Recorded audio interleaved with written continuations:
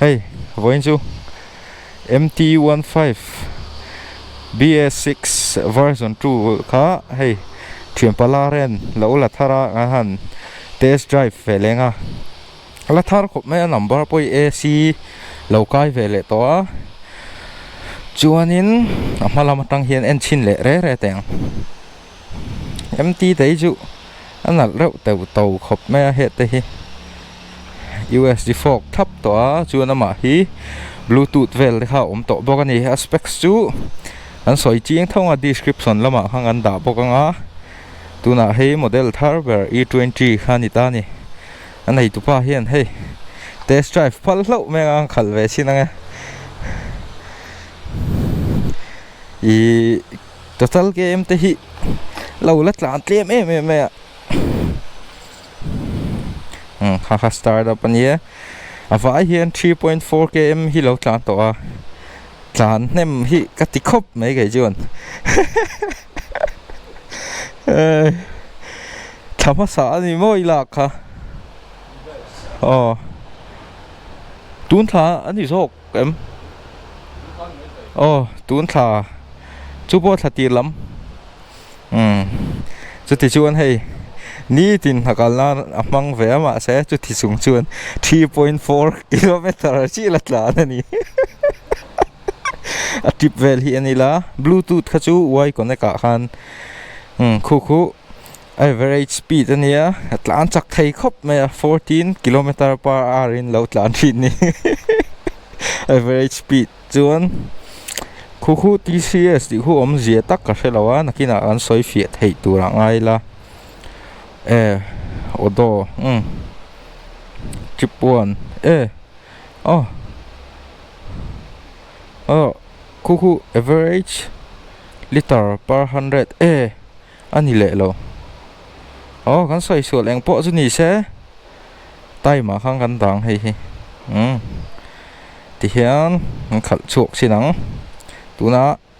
an start dang an hoi sok hi ni mo me tlang an tum CB300R nen ai nang mo kha ti don lom le khal hi an nuam don re khop me MT15 te chu petrol hi he lova i nakal pui reng nan a tha em a chuan ama hi han tlan ve deuh du tan pon RPM hi sang thei se ka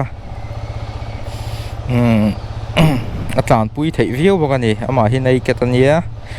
version 2 USB fork chuan helai body panel te hi dang lam deuhin ka sia chuan a console a hian Bluetooth kha a support a call SMS kha a thei bok ta chu apps lama Yamaha tang khan a thea so ta son nei tu pain mi long ha ka ang khal chuak sinang ala chul ne lo ve deuh hian ka hrian ni nei tu pa hian ang khal chuak sinang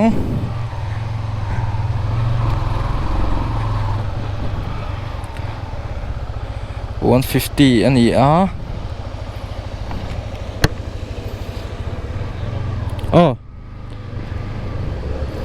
thằng lama huan he ting an zuk hel zo nge a food pack po tlem nung dawin sporty dawin tema ni riding position po hi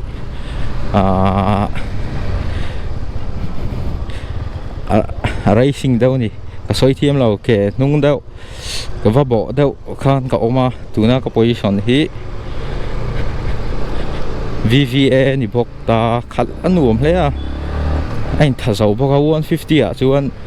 thì anh soi xuống lầu tu ra ngay là a category atlas à chú anh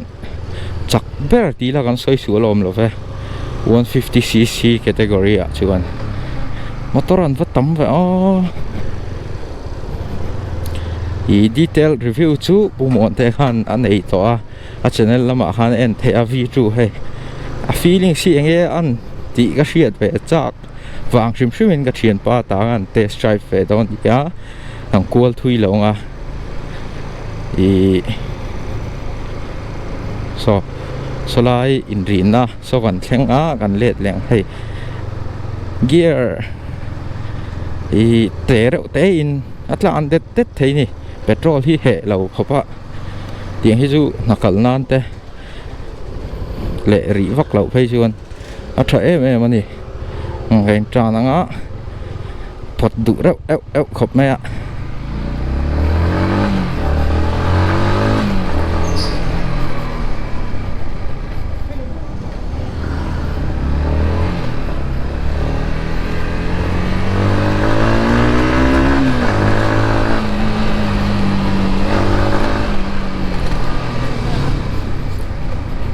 tran du rau khop me a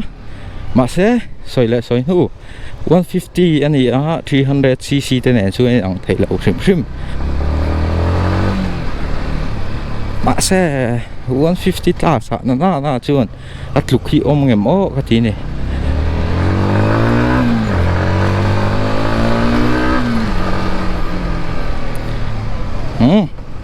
short test drive review thì khan kan tu to khang tlan thaleng yana khal anu man ti hle ni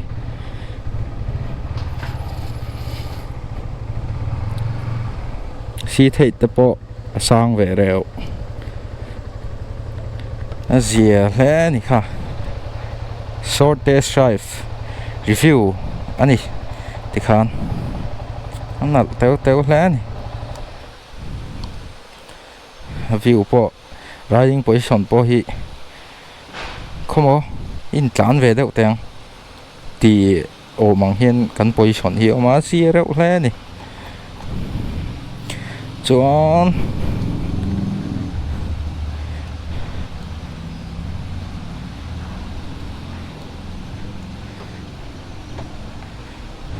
a console vel hi pass ani hal thea low beam hetiam he tlang khan pass ania high beam a horn hi a chung lama o ma indicator light a hnuai lama ta hian engine kill switch an hnuai a start chu ni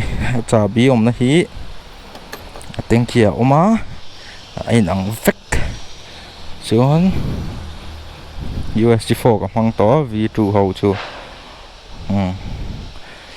graphic te tle man ti lang lam dewa he tiang neu te he tiang te MT15 ti moi tak me ron chua USD4 chuan mel te poi nal teu hle ni